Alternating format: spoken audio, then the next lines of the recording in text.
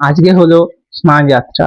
এই স্নান যাত্রাটা হলো আমাদের হিন্দু ধর্মের জগন্নাথ দেবের একটা মহান উৎসব। এই স্নান যাত্রা থেকেই শুরু হয় ভগবান জগন্নাথ দেবের রথযাত্রার আগমন।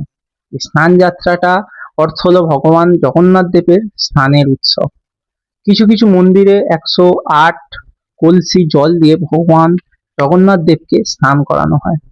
এটার মেন প্রধান যে উৎসটা সেটা হচ্ছে জগন্নাথ দেবের যে পুরীর মন্দির আমাদের উড়িষ্যার, সেখান থেকেই এটার আগমন বা উৎসবটা শুরু হয়।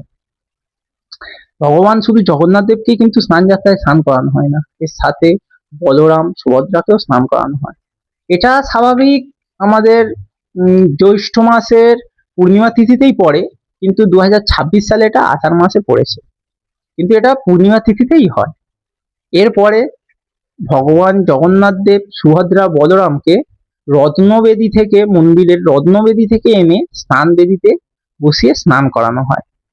তারপরে হাতির বেশ ধারণ করিয়ে বা গজ বেশের পোশাক পরিয়ে ভগবানকে ভক্তদের মাঝে আনা হয়।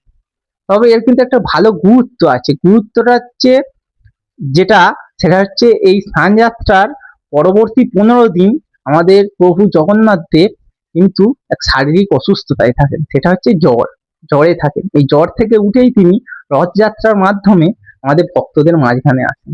এটাই হচ্ছে আমাদের স্নান যাত্রার মাহাত্ম্য।